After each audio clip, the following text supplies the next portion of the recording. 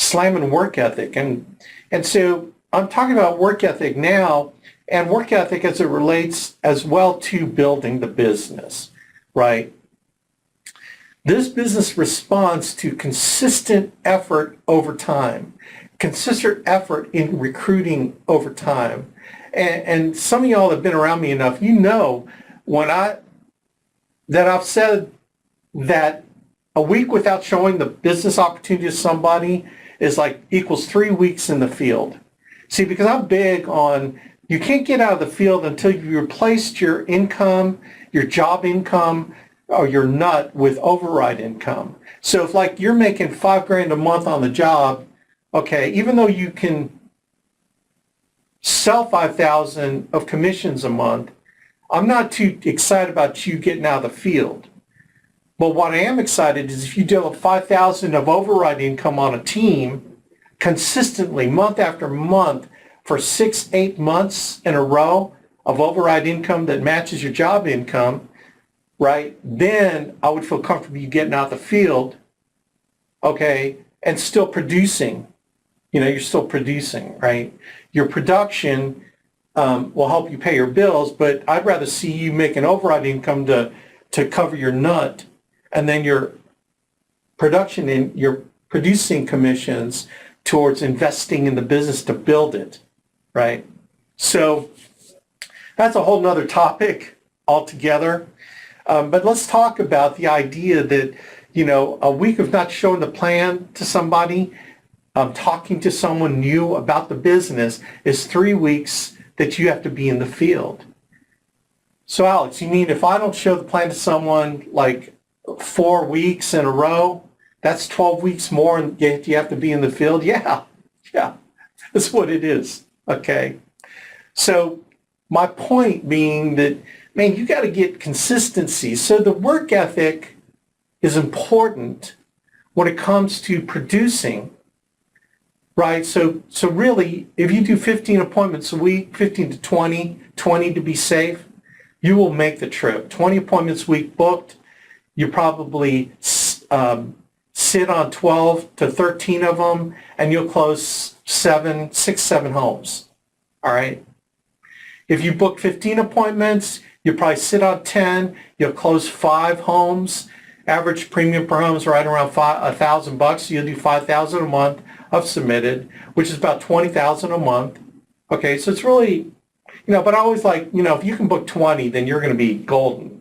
If you book 15, you know, you're going to make it, but there's going to be some sweating times because there'll be weeks that you don't book 15, right? So, you know, I'm big on the 20 appointments booked a week, but, you know, 15 to 20, whatever.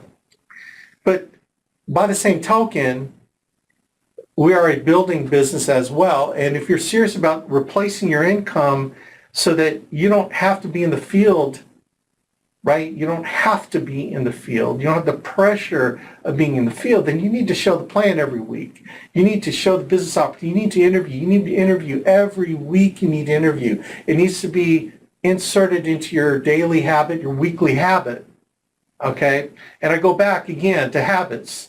When you get involved in this business, if you have a need, goal, and desire, something that you really need to have, like with every fiber of your being that you want to accomplish with this business. And for me, it was having a lifestyle, right? A lifestyle free from that job mentality, right? I wanted to be able to do with my family things that other people don't normally can even think of doing, spending time with my family. So what I had to figure out is I needed to invest time in this business, time, money, and emotion into this business in order to get more of that which I wanted in the future with my family. All right, and that's what Andy was talking about today, is living today for the future, not living today reflecting on the past. Man, his activity call was off the hook today. I mean, I could tell it was getting layers and layers on it, but he can't really do in 1 hour, right? So on this builder's call, let's talk about the idea of habit, all right? Like some of these builders calls, all nailed mechanics, right? Mechanics, that's the monkey stuff. You're going to get mechanics. But one of the most important books, if you're looking to develop a future that's off the hook by building this business and making sales as well, this book by Charles Duhigg on the power of habit. This book rocks. This book's an incredible book, The Power of Habit. Why we do what we do in life and in business. And this book's a thick book. There's a lot of good stuff in here, but I'm going to highlight some things that just are really cool. And I hope it helps motivate you to want to read this book, because this book is on the book list. But let's just, bottom line to this book, all right, is that you hold the key to your success in your own hand. And it's in your own brain. We all possess that. God had put inside us the ability to make our lives incredibly awesome, to become the best version of ourselves at the end of our life, right? And this journey is disciplining the flesh to activate the power that's in you to create the life that you want to create. Yes, you can create your world. And that's one of the biggest things about Inside the Circle, that Andy's third book, Inside the Circle, right? You can create your world. You can affect your world. The world has no power over you if you do and activate the stuff inside you to create the world.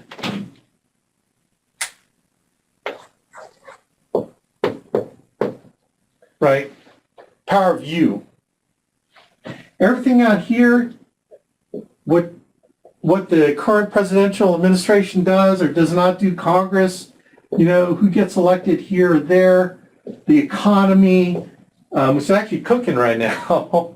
All this stuff, you can't control someone saying yes or no. You can't control, right? Well, what you can't control is inside here. This person here, everything that you do, you can create your world, right? Now, what you've accomplished today as a result of the people you hung around with and the books you've read in the last 5 years. The amount of income you're making today, right? The relationships that you've established are a result of the people you've hung around with and the books you've read. Now, why is that? Because the books you've read, the people you hung around with, help establish your core habits, the way you live your life every day. Because we are, in essence, the sum of our habits every day, aren't we? We are human creatures. See, the thing about the brain is the brain has to work in that manner, because there are things that are automated in our brain that causes us to be able to survive and exist, right, without us consciously thinking about it. Like, for example, when you drive to the store to pick up groceries, you're not consciously thinking, okay, I got to adjust here because my car's going to go off the road. And I got to turn the wheel over this way because my car's is veering right. And I better slow down because, no. All those things have become automated in your brain to operate without you even thinking about it. It becomes something you just do. Sometimes, have you ever done this where you show up, where you're showing up in your car and you go, how did I get here? If you're like deep in thought, but you're just driving, it's like, how did I get here? Or you're walking from one room to another room and it's like, you don't even think about how you got there, you just get there. It's just automatic response. I need this to happen, and boom, you do it, and you're not even conscious of all the minute actions. Like lifting your right foot, okay, and then moving it forward, balancing, and then putting it down to take a step. You don't even think about that. You see how the brain works, where it automates stuff so that you don't have to be conscious of it. And that's the power of it that got put inside you, because you can program that towards successful things, to put into habit, in place, successful things. So, personal hygiene is a great example. I mean, you activate your habits of personal hygiene automatically when you get up, brush your teeth, take a shower, etc. It's just something you don't think about because it's something you have to do. Okay, these kinds of things I'm talking about, and this is the essence of this book is how to activate those awesome things in your life that can change your life in a huge way. Because if you're the sum of your habits that have been developed because of the books you've read, the people you've hung around with, how do you change your habits? And that's what this book talks about, how powerful habits can be. And then it talks about keys to changing those habits, changing your bad habits to good habits, positive habits, right? Like the habit of checking Facebook all the time. If you have a habit of checking Facebook all the time, then you got a bad habit, man. When you think about how much time you spend checking Facebook or social media, you think it's only a minute, but you add up the rest of the day, literally hours that you're spending on Facebook, right? Now so let's talk about that. Let's talk about what triggers those things. And I'm just going to cover some of these concepts. I'm not going to go into a lot of detail, but it's really cool.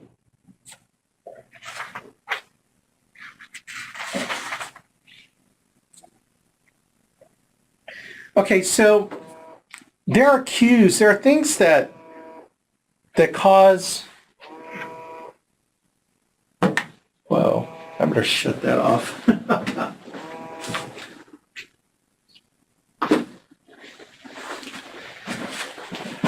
got to get the book, but, okay, so let's talk about biting nails. Like, I don't know if we have nail biters out there, okay, people that bite nails, all right? So there's a cue that you react to when you bite your nails. And he talks about this exact practice in here. He talks about Mandy. She'd bitten her nails, gnawing them until they bleed, right? And really bad. So she got referred to him. This is this guy, Charles Duhigg. And so he asked her, what do you feel right before you bring your hand up to your mouth to bite your nails? Like, what is in your mind? What are you feeling? Because a lot of times we react habit-wise through how we feel, okay? And she goes, there's a little bit of tension in my fingers. It hurts a little bit here at the edge of the nail. Sometimes I'll run my thumb along looking for hangnails, right? And when I feel something catch, I'll bring it up to my mouth. Then I'll go finger by finger, biting all the rough edges. And, okay, and once I start, I feel like I have to do all of them, all right? So the feeling, she feels a little bit of tension in her fingers, then she starts rubbing them and checking for hangnails. And then the checking for hangnails, she got to smooth it out, and then she has to go the rest of her nails. He says here, asking patients to describe what triggers their habitual behavior is called awareness training. So you got to be aware of what triggers your habits, both good and bad ones. And like Alcoholics Anonymous' insistence on forcing alcoholics to recognize their cues, it's the first step of habit reversal training. The tension that Mandy felt in her nails cued her nail biting habit, right? So here's the cycle. This is the cycle he describes. And it's this habit loop. There's a cue. For her, the cue was a tension in her fingers. Then there's the routine of bringing her fingers to her mouth. Okay? And then there's the reward. The reward is all her nails are done, even though they're bleeding. She got rid of that hangnail. And then the cycle begins again. It's this cue that it's a craving for stimulation.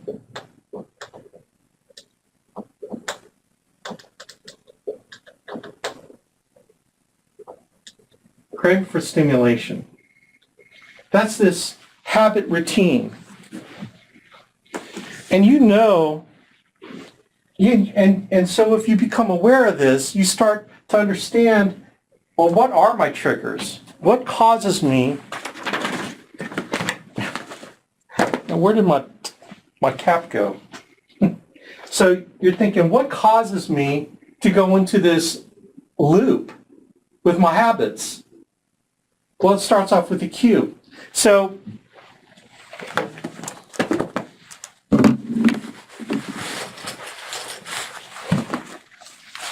here's what he says about this. Most people's habits have occurred for so long that they don't even pay attention to what causes it anymore. They just do it. They automatically react without even thinking. So next, he asked Mandy to describe why she bit her nails. At first, she had trouble coming up with reasons. As they talked, it became clear that she bit when she was bored. So actually, he talked about the therapist asking these questions. So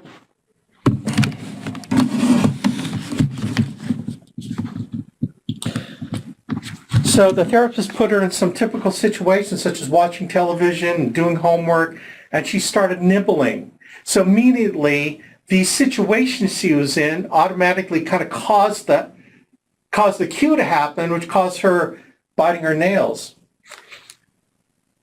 And then when she had worked through all of her nails, she felt a brief sense of completeness.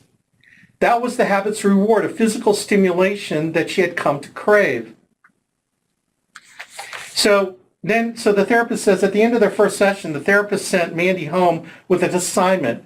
Carry around an index card, and each time you feel the cue, the tension in her fingertips, make a check mark on your card. She came back a week later with 28 checks. She was by that point acutely aware of the sensations that preceded her habit. She knew how many times it occurred during class or while watching television. Then the therapist taught Mandy what is known as competing response. Whenever she felt the tension in her fingertips, he told her she should immediately put her hands in her pockets or under her legs or grip a pencil or something else that made it impossible to put her fingers in her mouth. Then Mandy was to search for something that would provide a quick physical stimulation, such as rubbing her arm or wrapping her knuckles on the desk, anything that would produce a physical response. The cues and the rewards stayed the same, only the routine changed. So what happened is she replaced this routine of biting her nails with something else that wasn't as negative. See, and he says here, the truth is the brain can be reprogrammed. You just have to be deliberate about it. See, that's a part, deliberateness, right? So how does that apply to you in your life? Well, here's what I would do. Take an inventory of all your bad habits, right? What causes you to do the things that aren't positive in your life? And chances are it's cued by something that causes you to boom. Okay, so here's one thing I know for sure about this habit, okay? And some of you may even suffer from the habit. How many of you check your phone all the time for emails, texts, right? Like you're constantly doing. I know a guy, he's no longer alive. He had a heart attack last year. He used to be in our business. And one thing I noticed about him, he was always checking his phone. Like it was habitual, like constantly checking his phone, constantly checking his phone. And I didn't ask him why he did that. But I was running, I don't know, surfing the web, and I read something on the web about this habit of checking your phone all the time. And what it said was some people that tend to do that, they're looking for some good news. They're looking for something good to feel good about from their phone, whether it's a text message or an email or something on their phone. So they constantly look at it to get some sense of validation or just something they need to feel good about. And so they're always looking at their phone to feel good about something. Why? Because their day sucks. They're bored. They need some kind of stimulation, and they're hoping to get it from their phone. right? They're hoping to get it from their phone. So that's why they're checking it all the time. And you know who I'm talking about. It might be you or it might be somebody you know that's like, dang, they always check it. Why? Because they're trying to look for some good news to validate something about them or to have something to look forward to. I don't know what it is, but it's the habit. They get that feeling. Facebook is similar. And I'll just give you a personal example. Years ago, I was on Facebook. I had 1,000 plus people, agents and friends and from high school, right? And so I started to get into the habit of ranting on football games, okay? Obviously, I was making a lot of money, so, I had, which is actually kind of a bad thing to say, but, which is, hey, it's like, it was a bad habit. Hey, you can make a lot of money, so not bad habits, right? And so I was on Facebook, and so I would rant on Facebook about football games that I was watching. And I would be saying stuff, tearing up these teams. And and here's what I found when I was doing that on Facebook, is that people would react to what I was saying. People in my, contact list. They would come back and I would start this debate. And so people were listening to me. People were reacting to me, right? I was getting validation that maybe the stuff I was saying was controversial. I was saying like out there stuff that people react to, and I was getting a rise out of people. And so I kept going back to Facebook because I wanted to, I got validated somehow. It felt good to say something to the world that the world would react to, right? And so I found that it became addictive. It became something that I just loved doing because I was getting this feedback. And then I had to stop because, like this book actually, and other things that, Andy's talked about, I had to really stop. And this is where we really, we all just kind of got on Facebook. We didn't even think of it as a bad thing. In fact, from a business perspective, it gave us a chance to kind of see what our agents were doing. It gave us insight into their lives. And, we were justifying why it was good to be on Facebook until Andy figured out that we were spending way too much time on Facebook and we weren't actually interacting with people, right? And I stopped, and it's like, golly, what am I doing? And what I realized, I remember this as clear as day when I stopped Facebook, when I got off Facebook. That day I realized that I became hooked on Facebook because I needed to have that craving for stimulation of people listening to me and reacting to me. And it became this vicious cycle where I spent time looking at Facebook, commenting, and then getting a reward of being validated because someone was listening to me or reacting to me. And then I get on Facebook again. And I was wasting so much time on Facebook that it was like, I got to stop this. I got to just totally stop because it was controlling me. And I'm a control freak, okay?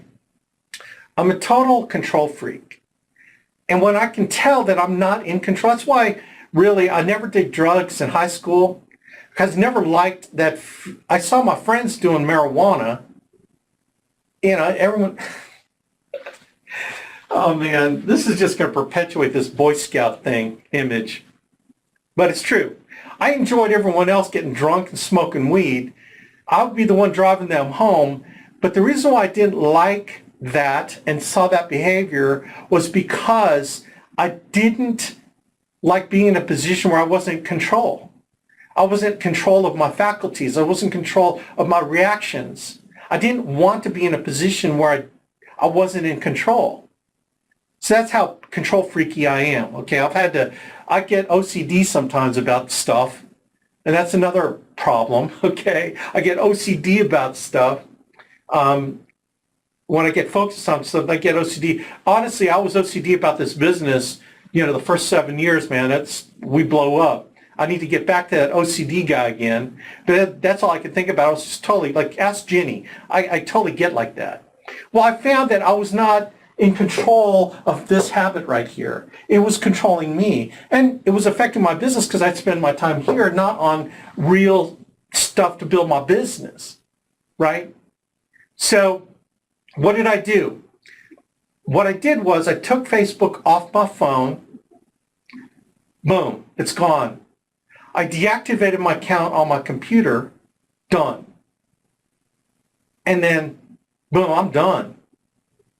And so I didn't have it on my phone to conveniently check it because it wasn't there anymore. So I didn't do it. So what did I do? I replaced it with calling people up. I replaced it with putting another recruiting ad. I replaced that craving of being validated with something else. I guess you could say maybe I replaced it with doing YouTube videos, doing talks for you, trying to influence people. Maybe that's how I'm getting it. Okay, maybe that's what I replaced it with. But it's sure as heck a lot more productive, I think, because, it seems to affect a lot of people in the alliance when they come up to me. And so maybe that's what I replaced it with. But it certainly became a positive thing in my life. Right? Makes sense? So that's just some examples of how you can totally change where your trajectory of your life if you're willing to recognize the cues that are causing you to do the unproductive stuff, right? You can,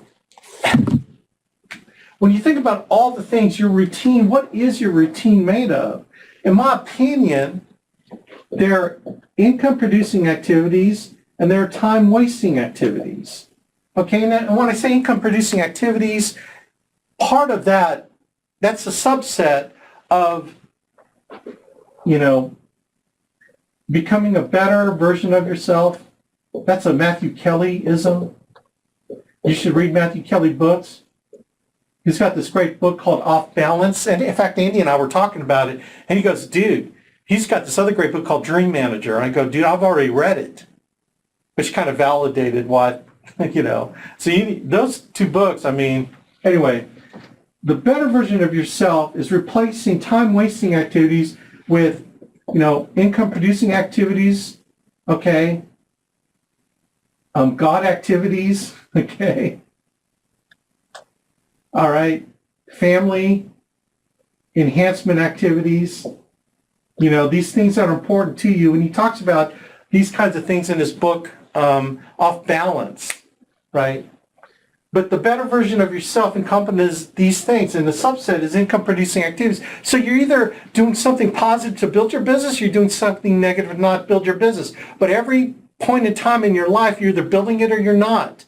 And when you're not building it, you're going broke. When you're building it, you're getting rich. All right? So that's why aren't you putting ads in the paper? Why aren't you getting resumes? Right? We got a free resume program. How come you're not on that program? Have you set up your website? Have you created the environment for you to activate the habit of talking to someone new every day? Have you activated that habit? Have you put everything in place around you to get you to do more of the income-producing activities in your routine than the time-wasting activities? And it's all triggered. The reward is multiple rewards, right? Now, the reward is, what do you want?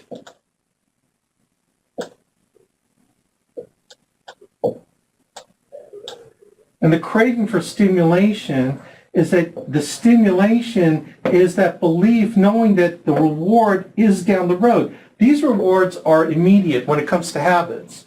But the overall long-term habit, you have to be cognizant of. And he says in here, and this is one of the most powerful things I got out of this book. He says on page 78, for some habits, however, there's one other ingredient that's necessary: belief. Right? He talks about belief here. So check this out. So this is a great story. He goes, here are 6 reasons everyone thinks we can't win. This is Tony Dungy. He's telling his Buccaneers after becoming head coach in 1996, right? So he inherited a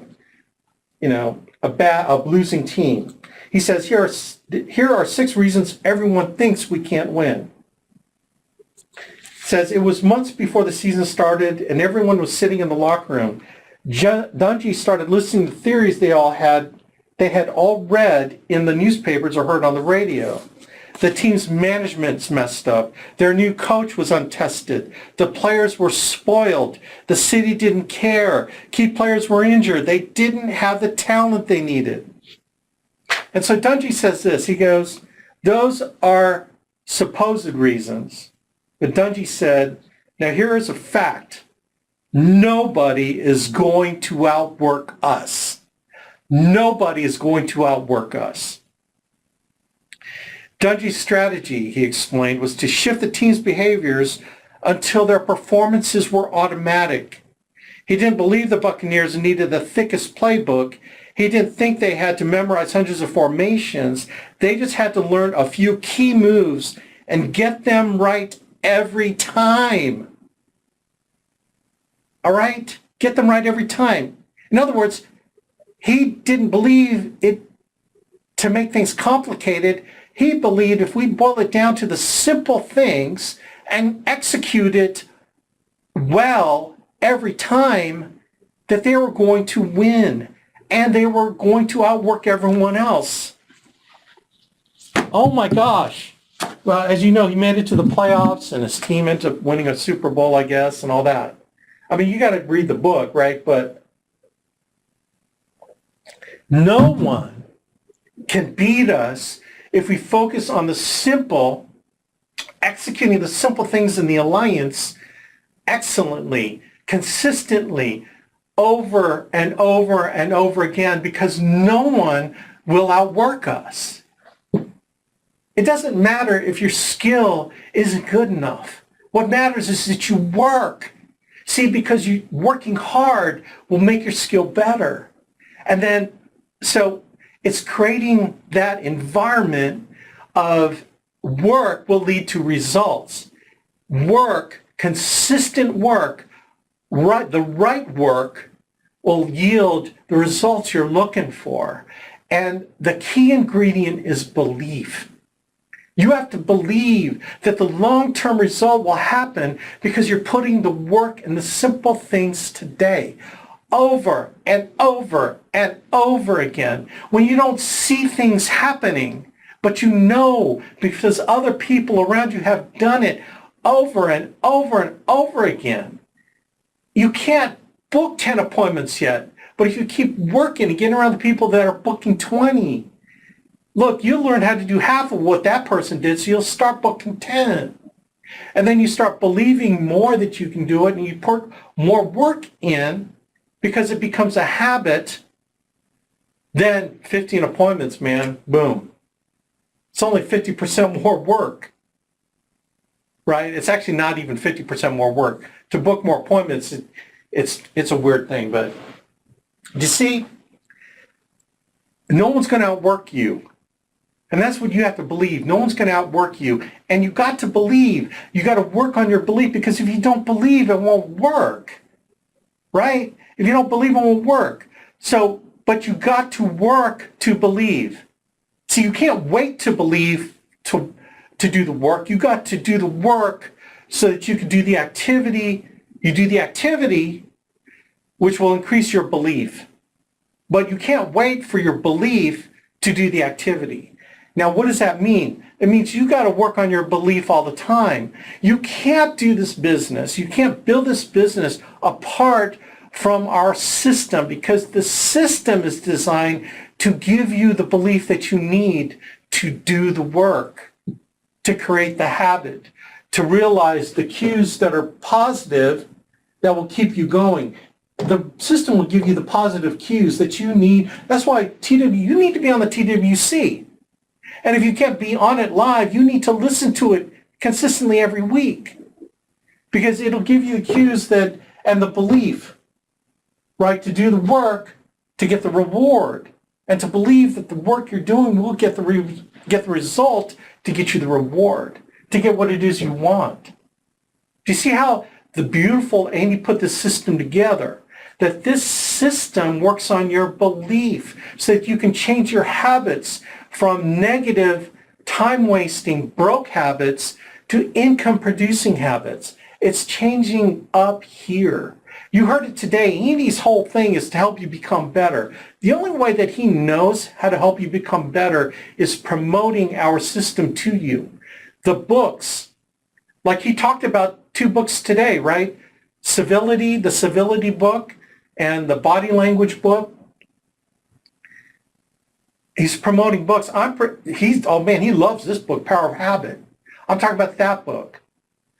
The belief of even being on this call, the belief of being on the TWC, belief of building that you get from being on the activity calls every week, by going to your local hotspot, by plugging in to freaking dial teams to rally points and hotspot meetings. You need to be around the people that are doing it, because if you don't, all you're left to is your own little circle, right, of your experience of what you're doing and not availing yourself of the belief that's around you. Like, man, sitting in your basement wondering if the business is going to work is not going to get you what you want. The business is activated to help you if you activate the belief, and you only can get the belief by getting around the other people that believe, by doing the things we're recommending in the system. Ah, man. You know how close you are to changing your life? And it's not overnight. But you can make the decisions overnight. That's the thing. You can change this routine like that.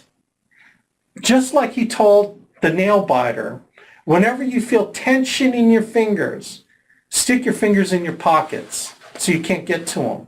Or start twiddling a pencil. Do something that will replace that habit of biting your nails with something else. So in my opinion, when you're feeling lazy, you feel bad, like feeling like you need to check Facebook, my recommendation is, well, number one, my recommendation is you get off Facebook, you deactivate Facebook, you get off your phone, right? And then you won't have that. So when you get the need for validation, right, what I would do is I'd pick up the phone and I'd make a dial and I'd book an appointment. That's my validation, to go help and serve somebody. Or to put another ad out there to make a meaningful difference in someone's life, to bring them into the business. How about that? Right? To change the routine from that cue to something that's going to help you achieve your dreams and goals. Help you become wealthy. Like wealthy not only financially, but wealthy in all these things. Your relationship with God, your relationship with your family, with your business, and your financial situation. Right? So huge, man. Gotta get this book. This book will unlock the secrets inside you to change your life. It's in the circle of you. This is what we're talking about. And you have the ability to recognize what's causing you to fail and replacing it with habits that will cause you to succeed. And then, man, getting around the system, because you can't do it without belief. You have to believe. And so you need to get around everything in the system to help that belief level, to max out that belief level so you can implement the change you need to implement in your habits. And then success becomes automatic. Then you're booking 15, 20 appointments a week. Then you're on track to get out to Paris and Switzerland for the extension trip. Then you're investing, you got money to invest in your business to recruit and build. And you're finding good people to teach them what they need to do and to help plug them into the system, because you don't have to be the one to teach them. Let the system teach them. Let the system give them belief. You just invite them to get the belief in the system, man, and your business will blow up, I'll promise. As long as you're doing it week after week after week, that's the only way the business will work, is if you're consistent. Every week you're showing the business to someone brand new. And remember, the week that goes by that you don't show it to someone brand new, and I don't care if they say no. It doesn't matter if they say no, but you tried, you attempted. Law of compensation dictates that if you do that every week, over time, God will bless you with the people that will help you build your business. Right? Man, get this book, read it, implement it. The power is right here. So anyway, gang, I hope that all made sense. Let's see if I got any. Oh, wow.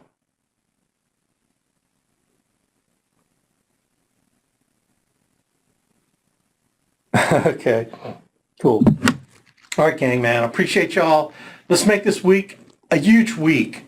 Like, understand what's causing you to not make money and turning it into the income producing activities, which is getting on the phone, man. You make money when the phone's up in this position. You get broke by when the phone's in this position. All right, gang? Rock on, man. Appreciate y'all. God bless.